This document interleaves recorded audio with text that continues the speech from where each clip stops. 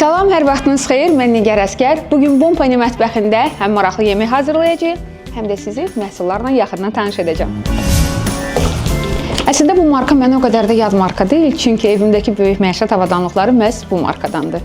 Məncə siz videonu indidən yaddaşa verin, çünki sizin üçün çox maraqlı bir yemək hazırlayacağam. Öncə qazana suyumuzu dolduraq.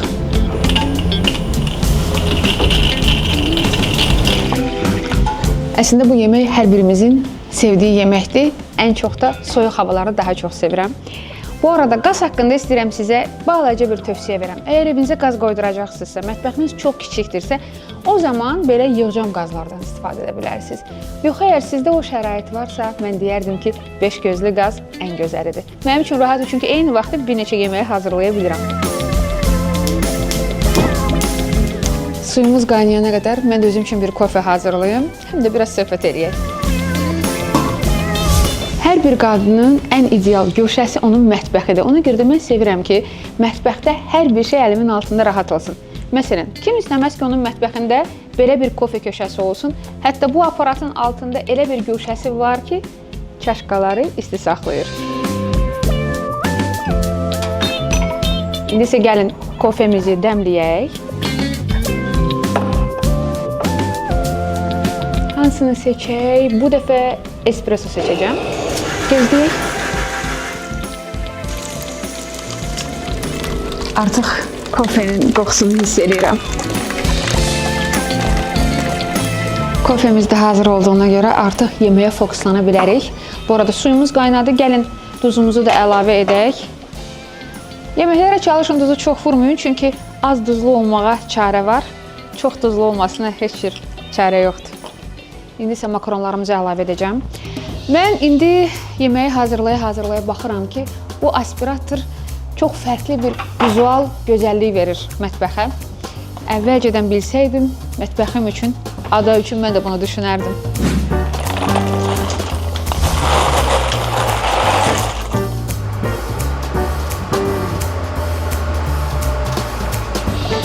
Mən bilirəm ki, bu video ən çox təmir planlayan xanımlar üçün və ya bəylər üçün daha maraqlı olacaq. Çünki mən özüm də təmir etməmişdən qabaq çox araşdırmışam. İstər avadanlıqları, istər təmirlə bağlı olan bütün interyerin rənglərini. Ona görə də düşünürəm ki, təmir edə biləcək və yaxud da etməkdə olan dostlarınıza bu videonu göndərsəz daha faydalı olar.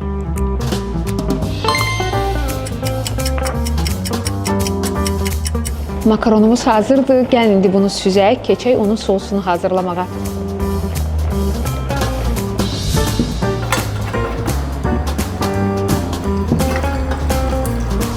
Soyuducudan ərzaqları götürməmişdən qabaq, gəlin sizə bəzi məqamları danışım. Məsələn, bu soyuducu bizim evdəki soyuducunun bir yeni versiyasıdır. Bizdə də 4 qapılıdır, amma bunun üstünlükləri bizimkindən daha yaxşıdır. Gəlin yaxından sizə göstərim. Məsələn, bu qapını açdıqda soyuducunun petləsi öz oxu üzərində fırlandığına görə dolaba dəymə ehtimalı sıfırdır. Gəlin yaxından göstərək. Tamamilə 90 dərəcə qapısını açıram. Bu da o deməkdir ki, soyuducu seçərkən tək görüntüsünə yox, bütün detallarına fikir vermək lazımdır.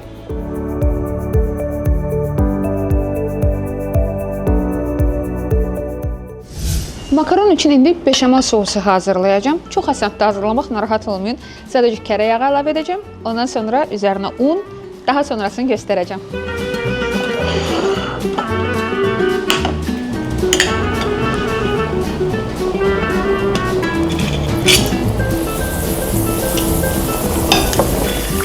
Kərə yağı əriyənə yaxın içərisinə un əlavə edəcəyik. Mən indi bunların qramlarını postun altında qeyd edəcəm.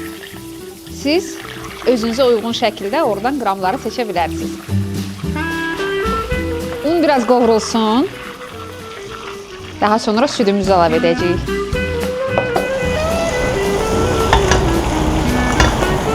Unu kərə yağından qatıb qarışdırıb isidəndə o qədər gözəl qoxusu çıxır ki, mən o qoxunu çox sevirəm. Biraz qovurduqdan sonra artıq demək olar ki, sosun yarı hissəsi hazır olmuş olacaq. Əminəm ki, bunu çox bəyənəcəksiniz.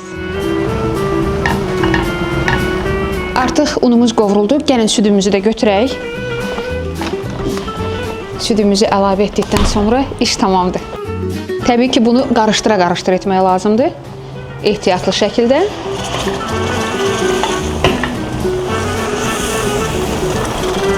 Təxminən 1 litrə yaxın burada süd var. İnqrediyentlər onsuz da postun altında qeyd etmişik, siz orada diqqətlə oxuya bilərsiniz.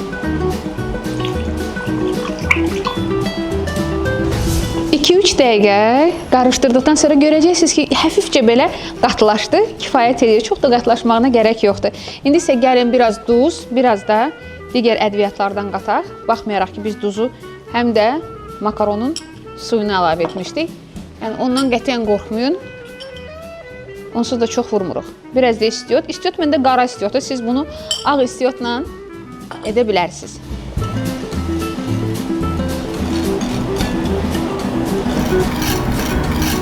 Bir də biraz Holland pendiri əlavə edə bilərsiniz. Onda daha dadlı olacaq.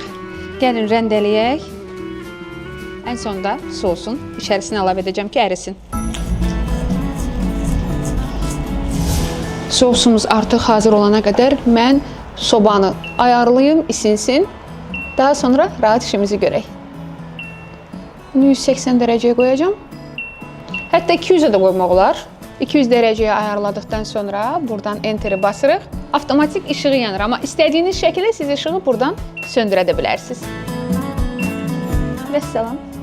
İndi isə Holland pendirimizi əlavə eləyək.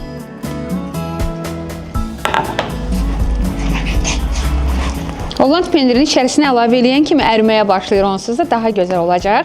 Bir qismini də saxladım ki, makaronların üstündən sobaya qoymadıqdan öncə səpəcəm ki, üstü daha gözəl qızarsın.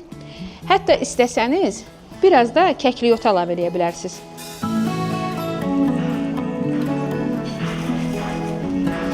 Bu da çox gözəl qoxu verəcək. Gəlin sizə bir sir verim. Bu beşamel sosuna siz biraz da doğranmış qoz əlavə eləsəz, dadı biraz fərqli olacaq. Qozlarımızı doğradıqdan sonra sosu əlavə edirik və sosu makaronla qarışdıracağıq. Sobamız da artıq isinib.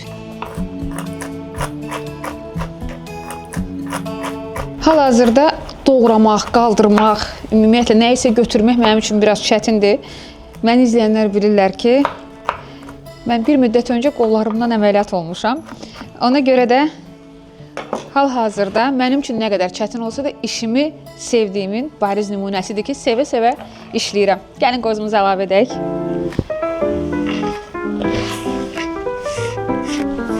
Qozu tökəndən sonra da beləcə qarışdırırıq. İndi əslində mən bu tavanı qaldırıb makaronun üzərinə tökməliyəm. Amma siz onu görməyəcəksiniz. Pərdə arxasında uşaqlar mənə kömək eləyəcək. Çünki bu ağırlıqda yükü qaldırmağa hələ qollarımda gücü yoxdur.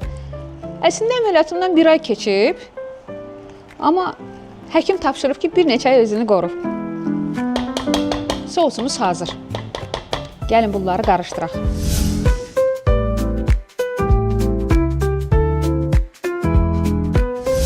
Sosla makaronu yaxşı-yaxşı qarışdırırıq. Hamısı bir-birinə qarışdırdıqdan sonra soba qabına əlavə edəcəm. Artıq qoxusunu alıram. Qarışmış makaronumuzu isə soba qabına əlavə edəcəm. Daha sonra üzərinə Holland pendiri səpəcəm və qoyacam sobaya bişsin. Düzdür, makaronu siz sadə şəkildə də hazırlaya bilərsiniz. Amma mən bilirəm ki, evdəki hər kəs bütün yeməkləri hər dəfə fərqli şəkildə görəndə iştahları daha da yüksəlir. Ona görə mən çalışıram ki, hər dəfə fərqli şəkildə nəsə hazırlayım.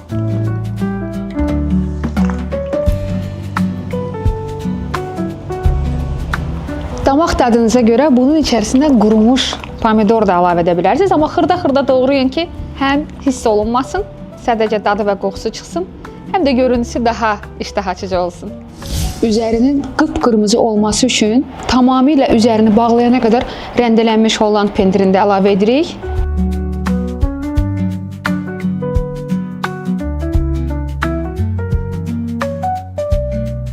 İndi isə təxminən 180-200 dərəcədə sobada alt üst rejimdə üzü qızarana qədər, yəni 15-20 dəqiqə gözlədəcəm.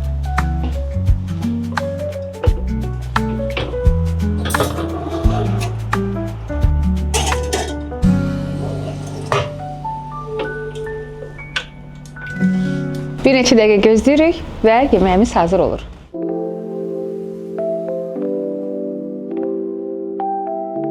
Artıq 1 dəqiqədən sonra soba siqnal verəcək. Çünki makaron üzü qızarıb, yeməyimiz artıq hazırdır. Gəlin gözləyək. Bu arada burada görün nə qədər sobanın ayarları var. Keşke burada mənim evimdəki sobanın versiyası olsaydı da onu daha detallı sizə izah eləyərdim, amma olsun. Bir gündə onu eləyərəm. Artıq siqnal eşidirsiniz.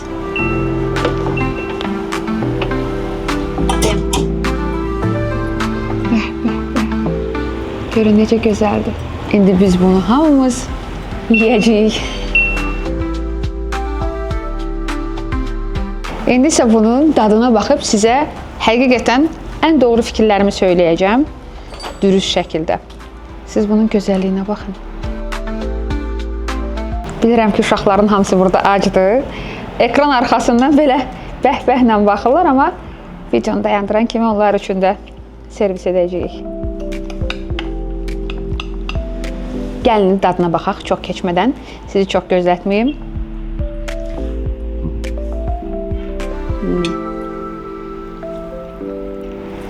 Həqiqətən də özüm hazırlamışam deyə demirəm. Bu soslar çox gözəl və çox ləzzətli alınır.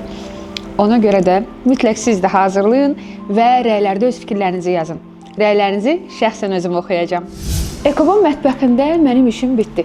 Növbəti videolarda bu mətbəxdə hansı vlogeri görmək istəyirsinizsə, onu da rəylərdə qeyd edə bilərsiniz. Özünüzə yaxşı baxın. Allah amanında.